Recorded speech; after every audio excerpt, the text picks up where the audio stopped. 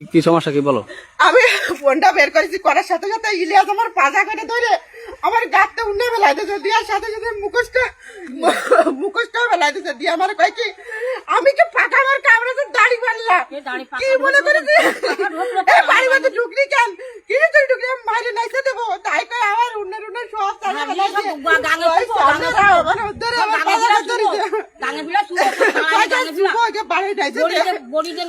তোমাদের কারো গায়ে হাত দিছে কিনা?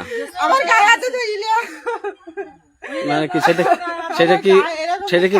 সেটা কি মারিছে নাকি অন্য কি করছে? হ্যাঁ ফোন নিয়ে এনেছে আমার। আচ্ছা, ফোন দেবো না।